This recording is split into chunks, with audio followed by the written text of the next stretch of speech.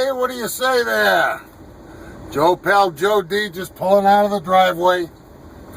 This is Joe D raw. Very raw. I know it. I look like a... What the heck's today? The 29th? It's Wednesday anyway. 31. Yeah, 29th. When I say raw, I mean real raw. Look at the way I'm dressed. I look like a bum. You know, I got up this morning. Jesus Christ. I'm telling you, it's just been one of those days. In fact, I've been pissing and moaning all week. I got up this morning, and the alarm went off 6:30, and I'm usually up 5:30, 5, 6, whatever. I'm up early. A lot of times before the sun comes up most of the time. Well, the girls stayed with me last night. I got up 6:30. Of course, in the winter time, when it's real cold, I'm not as anxious to get up, like I think a lot of people, because it's cold in the house, and you got the heat cranking, but it just isn't getting it done. Well, I don't know what the hell happened. I reset the alarm for like 7:15 because they have late start. On Wednesdays, the kids go to school late, so got late start. Well, I didn't hear the alarm.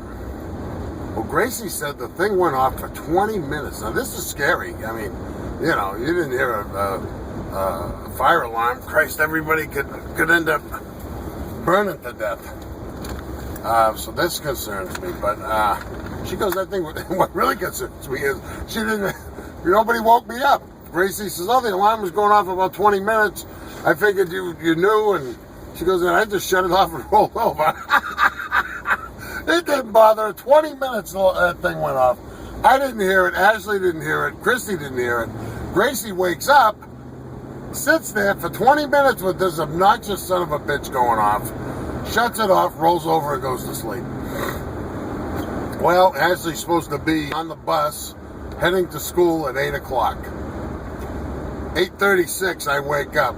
I said, Ashley, it's 8:36. Dad, really? Really? Really? I'm like, yeah, really? Honest to God, I ain't kidding you.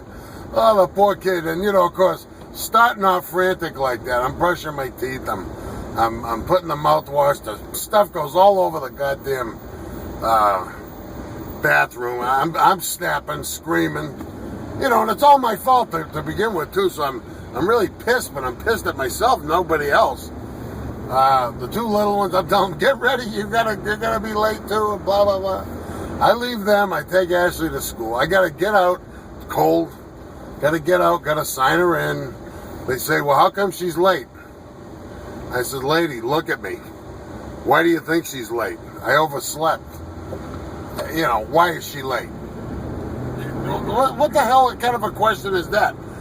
What the hell's the difference? She's late. It's not, if she was 3 hours late, then you say, well, okay, it could be a doctor's appointment, whatever.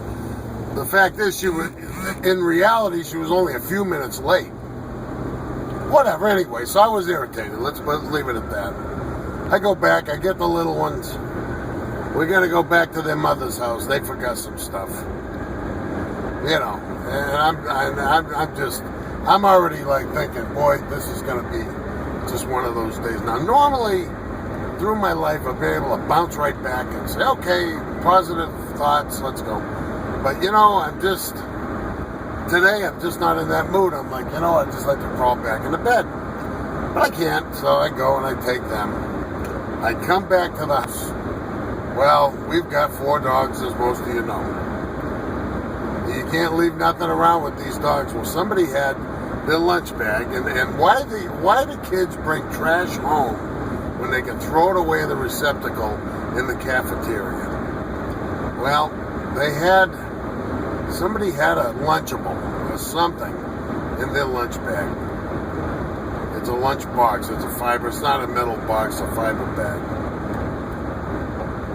Well, it ended up on the floor and all this frantic running around trying to get out the door this morning. I come home. This thing is ripped to shreds. The trash is all over the house. I almost died. Now, of course, the girls are cleaning the house for me yesterday, which, hey, upstairs they did okay. Where I didn't look, not so good. They're going to be revisiting some areas this afternoon when I go get them, which is where I'm on the way to do right now. And couldn't find the couldn't find the broom or the dustpan. You know, I mean, it's just one thing after another.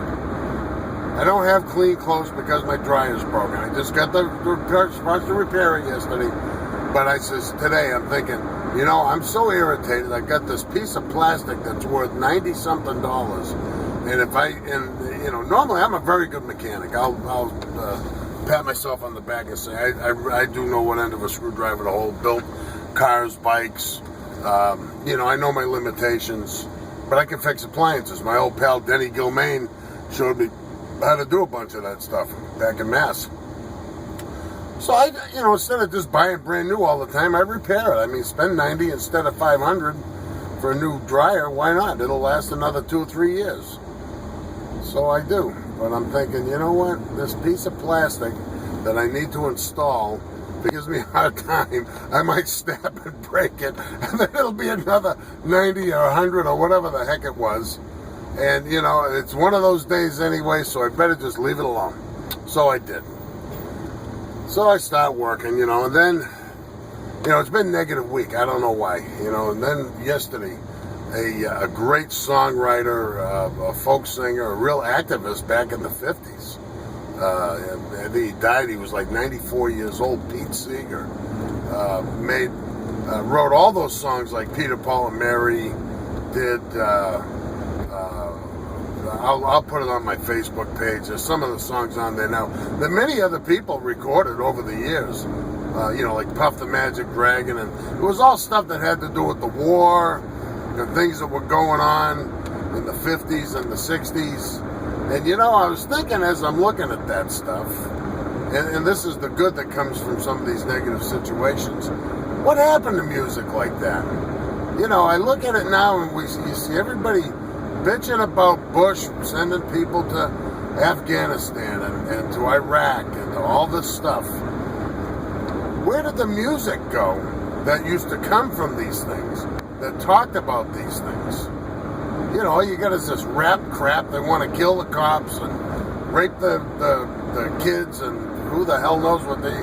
I can't even understand what the hell they're talking about. But, you know, what happened to that type of stuff? At least, you know, there's something good that comes from it, the music, even if the meaning is tough, but it's, you know, something that we can look back on and remember, you know, the bad time with some kind of a positive note. I don't even know how the hell to describe what I'm trying to say, but, you know, it's just amazing to me that there's just none of that going on anymore. Or if it is, I'm sure not hearing it. The music I hear today, you know, and I know, hey, maybe my father was saying the same thing about my music, but I don't think so. I think guys like Pete Seeger, and, you know, the music like Elvis and the Stones, and, you know, they talked about things. Some of it was not nice things they talked about, but they did it in a manner. I won't call it politically correct, but it was in a manner that was clever and entertaining and not harsh and abrasive, I guess is what I'm trying to say. So there you go, your musical note for the day. Now, one last thing, and then I'll go. But you know, I had put a posting on my Facebook page earlier this week. This week, and I forget the exact date, is the anniversary of the death of the probably one of the most recognizable, greatest professional wrestlers of all time. A fellow by the name of Andre Rozimov from the French Alps, aka Andre the Giant. And you know, as I'm looking at this post that I put on there, I was kind of surprised to see who were Andre the Giant fans, you know, of people that I know. And Andre the Giant was such a unique individual, you know, and people think, oh, professional wrestlers, you know, and I guess maybe the mystique has changed a little bit these days, but, you know, even in the old days, most of them were highly educated people, very well-read, you know, well-traveled, obviously. They traveled all over the world, and that's why a lot of them, in the old days, most of the guys became professional wrestlers on a part-time basis to make money. That's what the industry has always been about making money from the perspective of the wrestler. It's always been about entertainment. The mystique is it's the fighting, it's all this. It's been about making money through entertainment. That's what pro wrestling's all about. The sooner people understand that, the sooner they can appreciate it. I used to like it better in the old days when it still had that mystique. It was run by the State Athletic Commission, and, it was, hey, you know what? When a guy lays a punch in on you, and they call it wrestling stiff, he hits you. Now, maybe you know it's coming, but if you want to make the show look good, you're going to lay that baby right in on him, okay? And it's just the way it is, So, okay, I let him hit me. Hey, that punch don't hurt any less, all right? I still go home with a chest that's all red, all right? Let me see you do that. Anybody that's out there, I'd like to see you do that. Get in the ring, all right? It ain't easy. If it was so damn easy, everybody would do it. But anyway, back to Andre the Giant. Andre, I'm going to tell you Andre the Giant's story. Back when I was a kid and I've wanted to be a pro wrestler and finally got in the ring and did it, I can say that I did fulfill my dream, maybe not to the extent that I wanted to, but I did nonetheless. I went to Jack Witzy Sports Arena. Now, when Andre would come, now there was always Chief Jay Strongbow was there, and there would be Iron Mike McCord, who eventually was billed as Austin Idol, and he spent a lot of his career down in the Memphis area, Mid-Atlantic area, but in his early days, under his real name, Iron Mike McCord, spent his time in the New York area. So you had guys like him, Blackjack Lanza, Handsome Jimmy Valiant, Mr. Fuji, Professor Toru Tanaka. A lot of big-time headliners used to go to Witzy's on a weekly basis. But occasionally, there would be a guy that only visited every so often.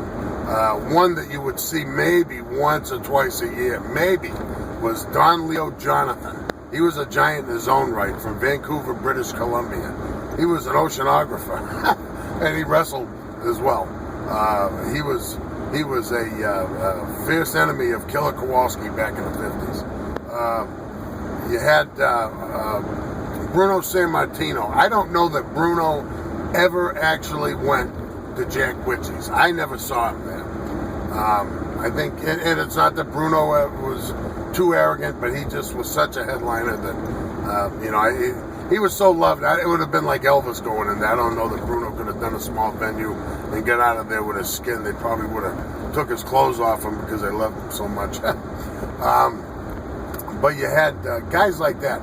Andre the Giant, he would come every so often.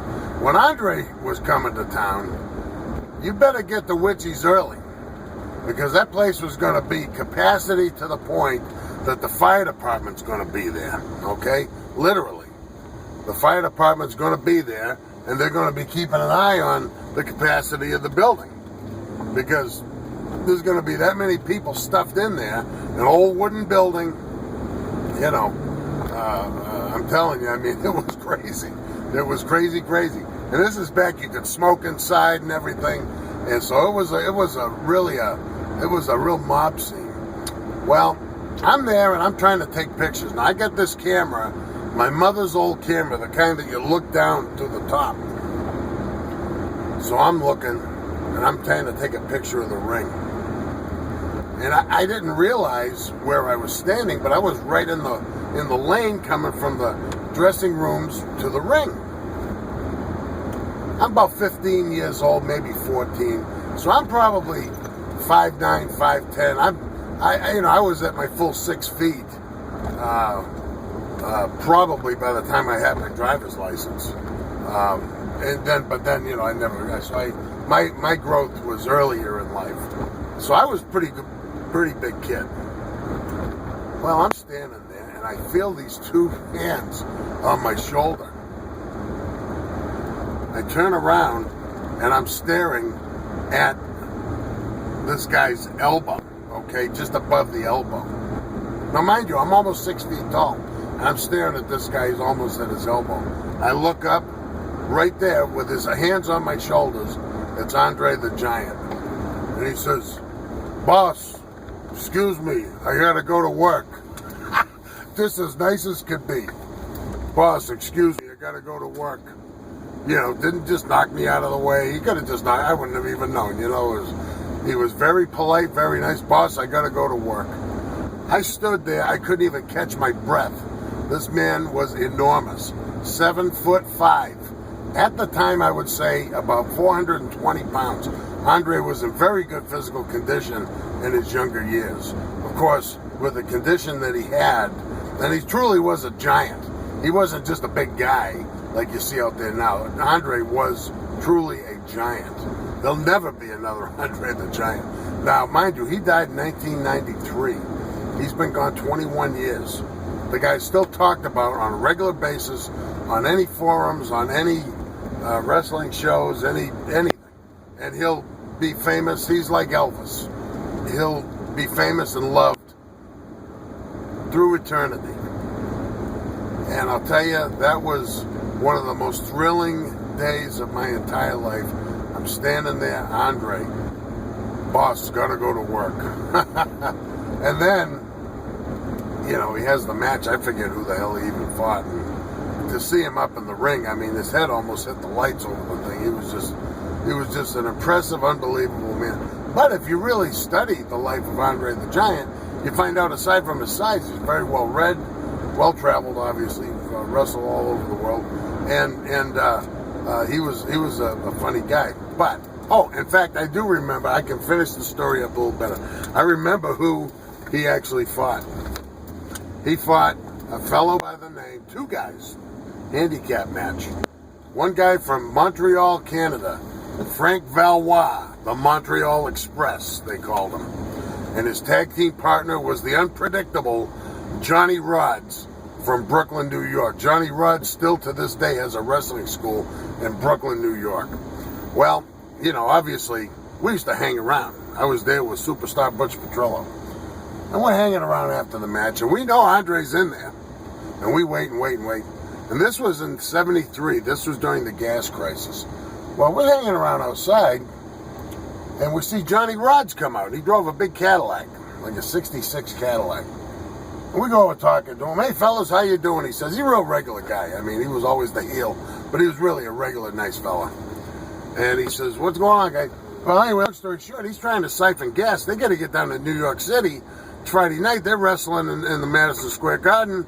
It's going to be Andre versus Frank Valois and Johnny Rodz. But they got to siphon gas because you couldn't buy gasoline. So we're helping them siphon gas. We got a garden hose and we're siphoning gas. But from other wrestlers' cars, they knew, he had permission, we didn't steal it. And after we get it all set, who do you think comes walking out? Well, we don't know that Andre's riding with them because we think they're fighting each other, right? Here comes Johnny Rodz and Frank Valois. Right behind him, with 2 cases of beer in each hand, is Andre the Giant. Valois gets in the passenger seat. Johnny Rodz gets in the driver's seat. Andre takes up the whole back seat. You know, you can imagine his life had to be miserable being so big and nothing accommodating about, trying to seat a 7'5" man anywhere in a plane or whatever. So anyway, they get the beer. They take off. We're thrilled to death with the whole thing.